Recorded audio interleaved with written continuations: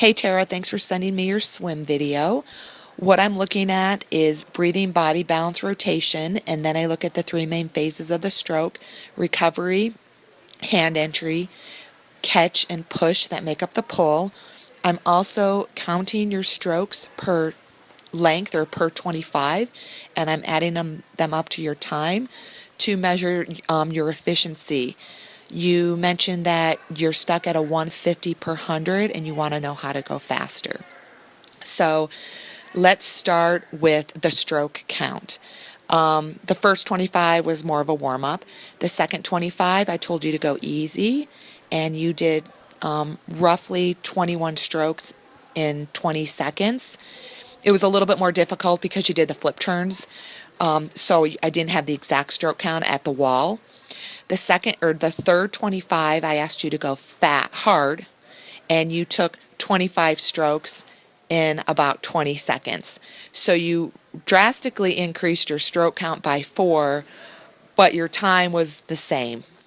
So in my mind, you're inefficient. You're trying to spin your wheels and trying to increase your arm cadence without it making a difference, and it's making you tired.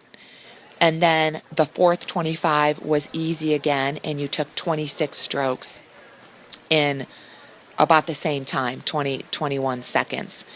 So all in all, with all 425s, basically you were going 20 to 21 seconds.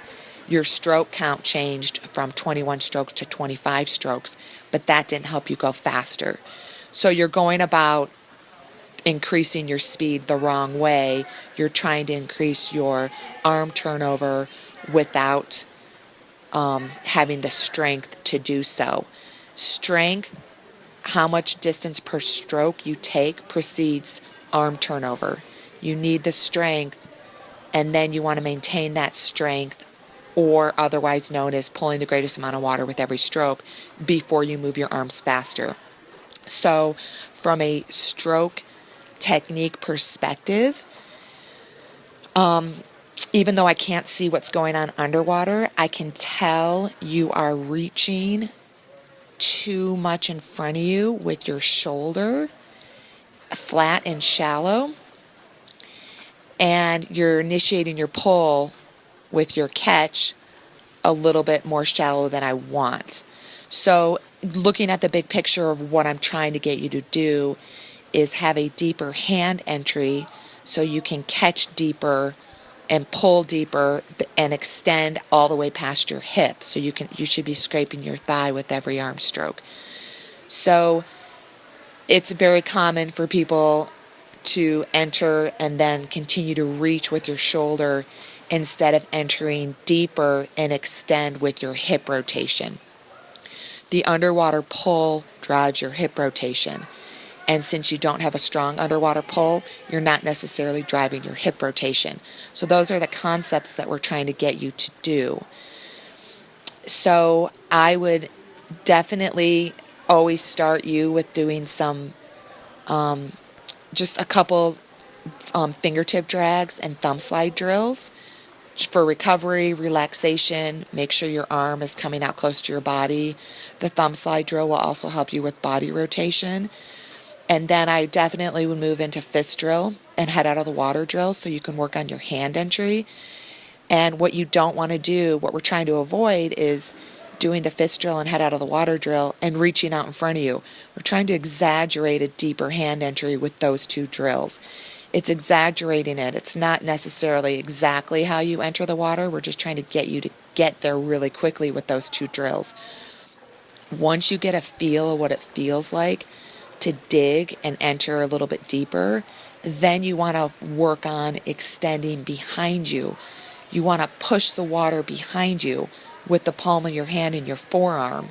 I can tell right now after you enter, you're reaching and then you're initiating the pull with your elbow instead of keeping your fingertips below your wrist, below your elbow, and pushing the water behind you while keeping your elbow above your wrist, above your fingertips, above your elbow. So it starts with that hand entry.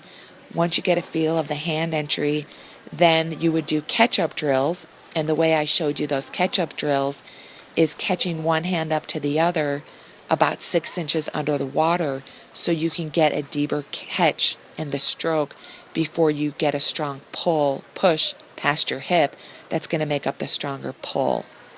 So hopefully this all makes sense. But again, first do those hand entry drills, and then I would have you do the catch-up drill correctly with a deeper catch up and then the push, and I would have you do extended doggy paddle drill so you can just work on your catch and your push that make up your pull past your hip. That will definitely get you stronger, and that's how you're going to go faster. So if you have any questions, I would love if you could leave me a voicemail. You could either go to my website and press the voicemail tab on the right-hand side, or you can go to my Facebook page, and on the left-hand side of my Facebook page, T2 Coaching, leave me a voicemail. The reason I want you to do that is it helps others with your questions and my answers. It helps others because this is a pretty common question, and we would love to promote it on our EnduranceHour.com podcast. And I think that's about it. You know, you could always email me questions. I'm not going to say don't email me, but it would be great if you could ask me the questions about speed and efficiency so we could promote it on our podcast. Anyways, that's it. Again, just a quick review is we want to maintain that 21, 22 stroke count that you had in the beginning, and the way you're going to get faster is to work on your pull and your strength, not work on your arm turnover. And the way you're going to work on that pull and strength is via a deeper hand entry to give you a deeper catch, to give you a deeper pull all the way past your hip. All right, make it a great day.